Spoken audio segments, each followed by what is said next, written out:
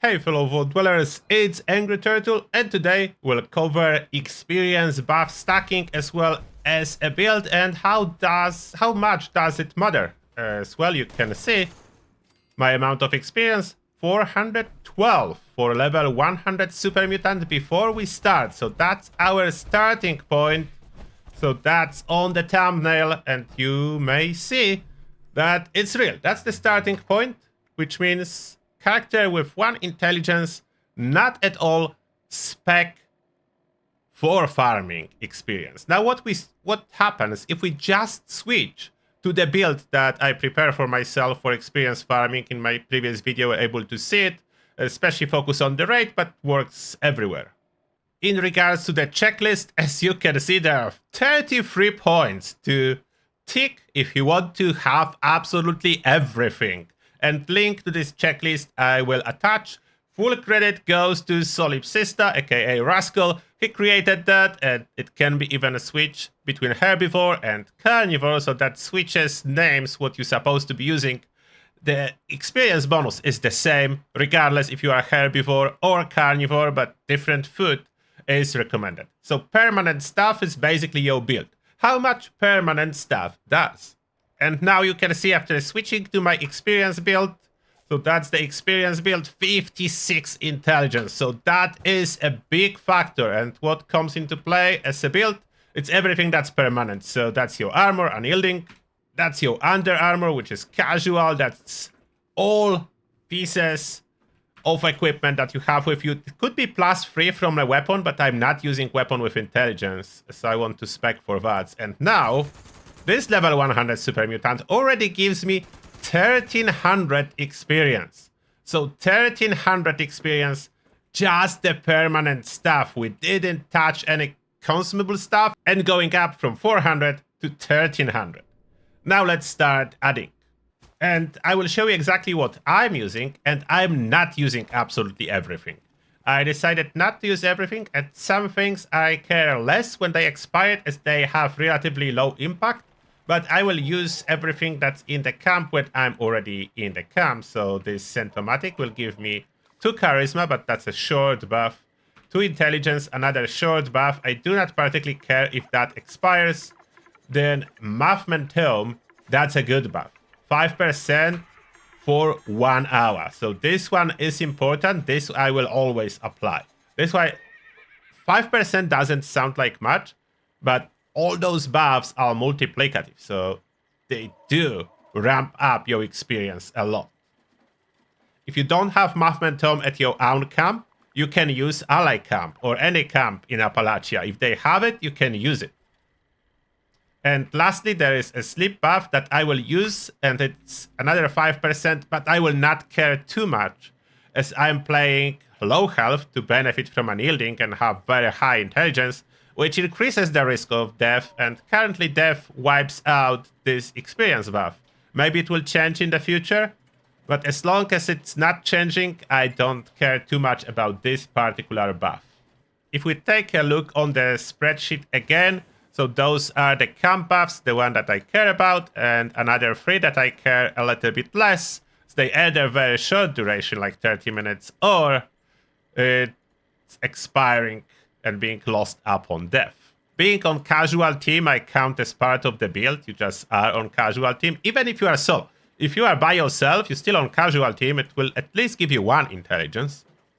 Lunchboxes is the biggest item that you can add, so we'll add it last. So we'll show you everything without lunchboxes first, then I add lunchboxes, and at the very end I will show you amount of experience you do get if you have all those boosts, but you do not have intelligence build, which regular build. How much will that change if you run a regular build, but you are able to stack all those buffs? So we'll cover that all in here. One of the food buffs that I am not using is Nuka-Cola Twist, for example. This one I am not using. The reason is it's random. It's rolling for the buff. Therefore, however good it is, I will not be rolling for the intelligence. And I don't really have as much Nuka-Cola Twist anyway. Cola Nut perk is basically required, as that triple your chances to get intelligence. You are getting 3 buffs instead of 1. Quantum Candy, that's another buff that I do not care too much. I will pop it as I'm already popping everything that is in my inventory, but I will not be refreshing it every 10 minutes. The only buff that I'm refreshing every 10 minutes is Berry Mentats, because this one, 10 minutes with Chemfend, and that's 5 intelligence, so it's quite impactful. That translates into around 10% experience boost. So this one is quite impactful and relatively cheap and easy to keep track of, as you can get addicted to Berry Mentats and then you see, as soon as they expire, that you need to pop another. 2 buffs that I will use when available, but again, don't care too much, are the ally buffs, Leo Petrov and Dottie. Dottie is the latest ally, the new light ally that gives 1 intelligence, so not much.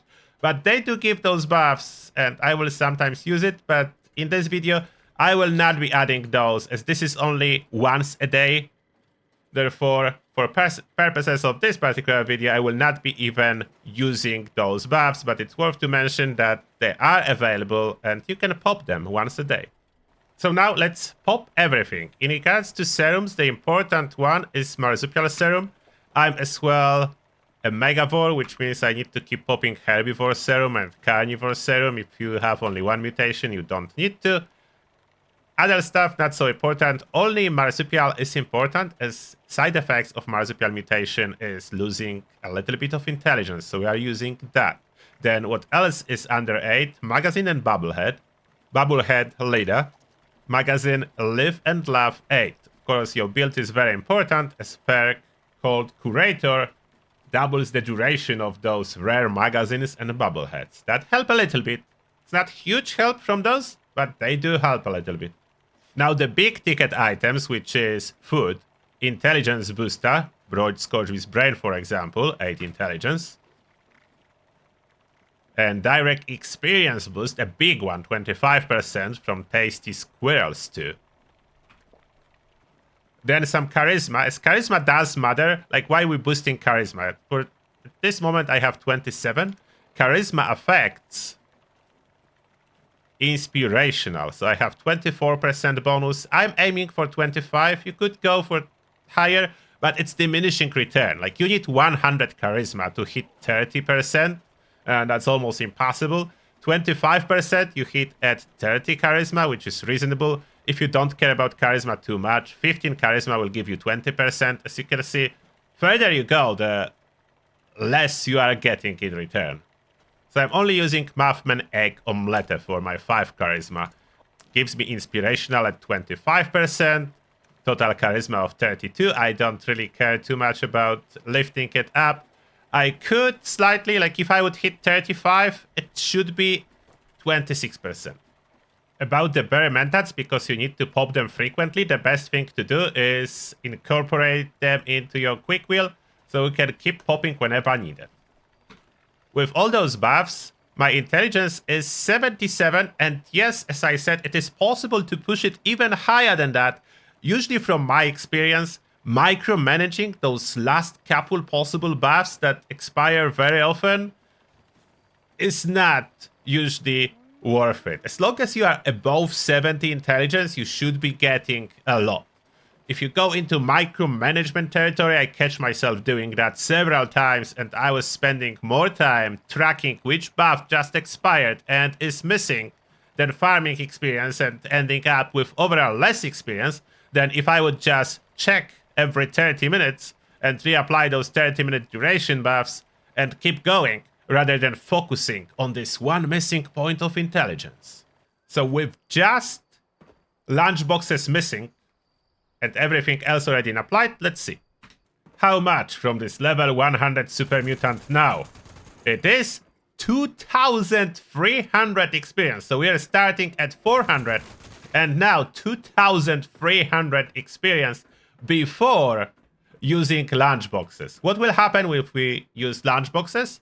It doubles that again, and you can estimate, calculate, not estimate, that it's 4,600, but not quite in case of super mutants.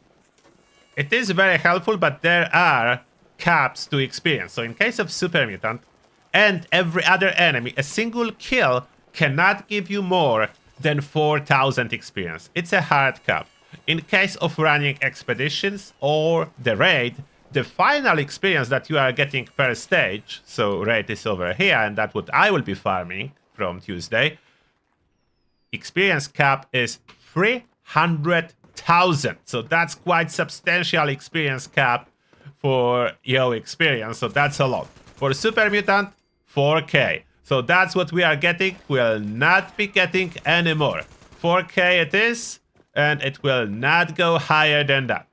We are at the cap for Super Mutant, even above. So I could cut down, like if you want to farm Westek, you can cut down even more short-lasting buffs. Like, for example, I could go away without Berry Mentats, I would be still fine. Now, with all buffs applied, how much worse will that be if I don't run Experience build? And by not running Experience build, I will still keep Inspirational, but much lower Intelligence. How much am I losing?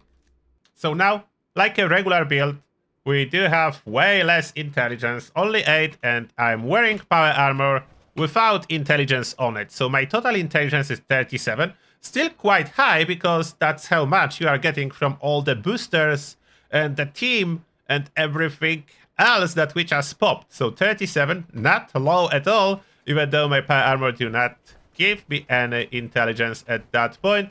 And let's see how much experience now I will be getting per Super Mutant.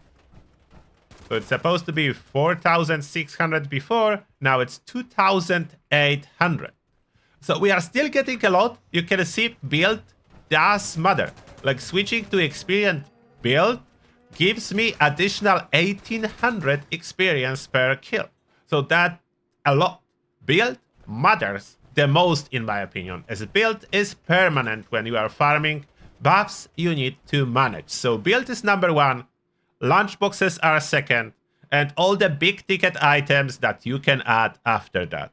So I think the best news for everyone is that no, you do not need everything. Just adding the biggest items will push you far, and you'll be doing great. So this is a checklist if you really want to min-max and add absolutely every single buff up to Dotty 1 intelligence for 1 hour once per day, feel free to do that. And you will have awesome results. But if you want to go like I'm going with just the big ticket items, you will still do awesome. Just a little bit less than if you add this one last point of intelligence. And that being said, let me know what you think. Did you ever experience farm? Did you know the checklist is 33 points long at this moment? I'm waiting for your comments. Thank you a lot for watching, and see you all in the next one.